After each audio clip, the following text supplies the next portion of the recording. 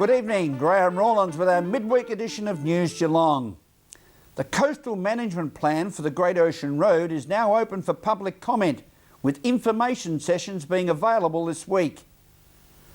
What has One Direction, Lady Gaga and Bruno Mars in common? A musical twist to the Gisoda production of Dick Whittington. And from the world of Geelong sport, Mitch Scoob Cleary has the latest news, while from the weather world we'll bring you the Geelong and Surf Coast area weather forecast expected over the next 6 days. The Great Ocean Road Coast Committee Coastal Management Plan, or CMP, is now open for public comment, with CMP open house presentations at Anglesea, Torquay and Lorne this week. Debbie Meaney reports. The Coastal Management Plan is a plan that involves looking after the coast in the region. I spoke with Jane Rowlands from the Great Ocean Road Coast Committee about what people can do and how they can access that information. We want everyone to give us their feedback on the draft Coastal Management Plan, which has just been released. It's going to guide the management of the coast for the next 5 years and beyond, and that includes specific actions we're going to do on the coast. So we really want everyone to have a look at it. It's going to affect everyone who loves the coast and visits or lives on the coast. We've got a survey out. It's online on our website, but you can also come and have a look at the draft Coastal Management Plan before you do the survey. That's on our website, but it's also going to be available at open houses during June.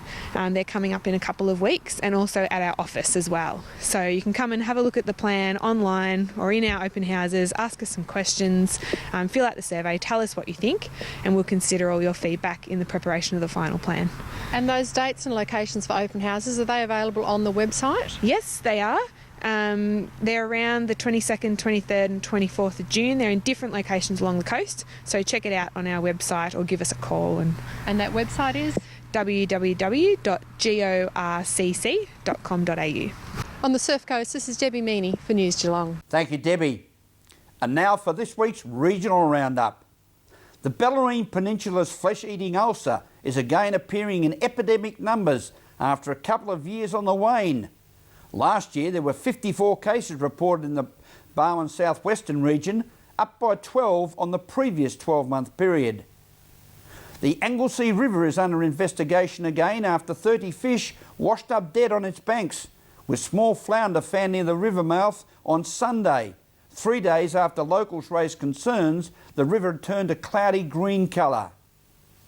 Torquay Theatre Community says the town is crying out for its own performing arts centre, as members of the Torquay Theatre Troupe this week stepped up their campaign for a multi-purpose venue to host plays, recitals, conferences and touring shows, enlisting the support of Australian actor Kevin Harrington. The Victorian Government is soon to refer the Aid in Dying reform of the Medical Treatments Act of 1988 to a parliamentary committee of inquiry, allowing widespread debate and consultation with interested members of the public. And finally, a Torquay service station was closed for more than 3 hours this week as authorities worked to contain a contaminated water leak, where it is believed a broken water pipe within the Torquay Foreshore Caravan Park had burst. Former 250-plus gamer East Geelong footballer of some renown, David Shorty Peters, is leading by example as he turned his valued experience of playing and coaching to the world of umpiring. Eric Nichols spoke with David at the Anarchy versus Inverleigh match last Saturday. So, ball now from Parsons. Long kick in on this occasion. The ball outside defensive 50. Ball comes to ground. Kavanagh is leading in the race for the footy, but Inverleigh given a free kick for deliberate push out by Anarchy. Oh, it's a great kick and a great lead. So Hickleton led from the goal square. He decides to play and hook it around the body, and what has he done? Well, it better be a goal, and it is. It is. I couldn't play. I'd have to be out there doing something. So Jack Vervis actually had a chat to me one day and just asked me, why don't you have a go? I said, yeah, okay, I'll have a go. I think I know some of the rules, so it's just about finding your position on the ground and that, and not actually calling the ball, especially when I was doing the reserves for East. But over the journey, it's been good so far. Doing a lot of junior games as well, which is developing kids, which I really enjoy doing. For those people who don't know David Peters, you were a player for East Geelong. How long did you play? How many games did you play? Give us your history. I got there in about 1988. Ended up playing about 315 games. I've done coaching. I'm still coaching now. Our under-16 side. I've been junior coordinator, umpire, committee. Anything you ask me to do, I'll put my hand up and I'll do it. I guess I've probably called football nearly as long as you've played. We've had some great running battles when you've played. You always, every time we had TV cameras there, you were looking for Mark of the Year.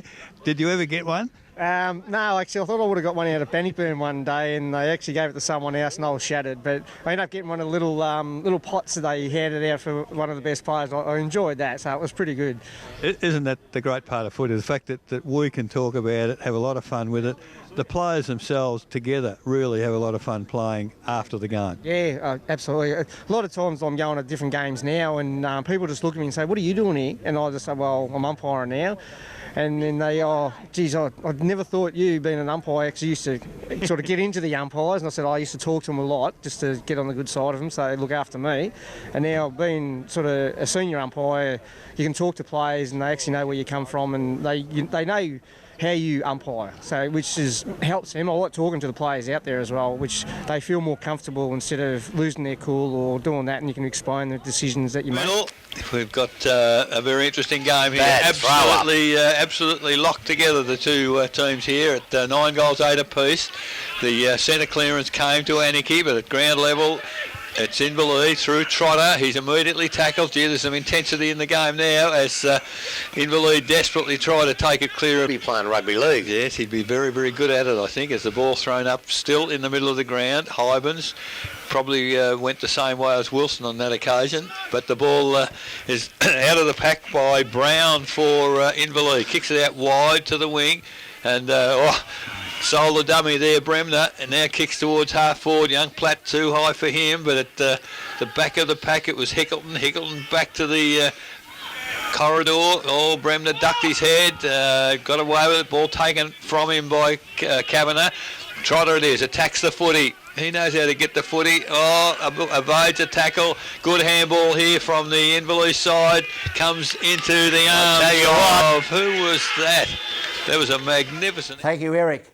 As we go to a break on this midweek edition of News Geelong, don't forget you can Twitter us on our Twitter account at NewsGeelong31 with your thoughts and comments, and now also on Facebook, www.facebook.com/NewsGeelong31.